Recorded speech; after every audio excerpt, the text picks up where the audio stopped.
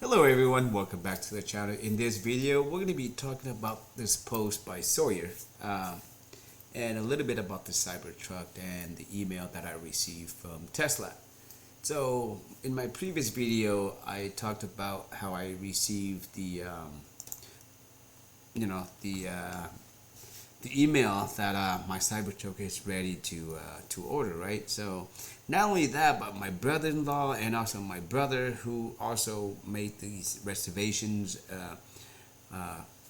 not too long ago, maybe I think this year, and all of them, we all got it. So and then when I talk on like some of the forums, like a lot of people got the email as well too. So it looks like not too many people order the Foundation series, and therefore, and this confirms it, according to Sawyer. He stated that Elon said that the Tesla will soon end the Foundation series, and they will start with the regular ones, which is more affordable to the mass.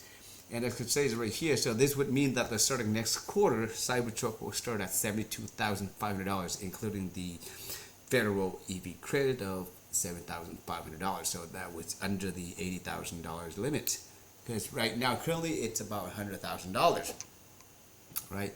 So, and we can also know right here that Tesla is ramping up production like tremendously. So they're looking to build that $2,500 Cybertrucks per week by the end of the year. So with that many Cybertrucks being produced, so I'm pretty sure all of us will get the trucks soon enough, right? And also right now, about 30 minutes ago, Elon said that he will allow another free FSD transfer for one more quarter. So if you're a Tesla and if you were hesitant about getting a new vehicle, and now this is a chance if you want to get the Tesla Model 3 Performance, which is under $55,000, and if you have the FSD from your old one, like 2018 or something, 2019, you can transfer to the new one. So yeah, that's pretty much it for this video, guys. Thank you for watching, and hopefully all of us will get our Cybertruck soon.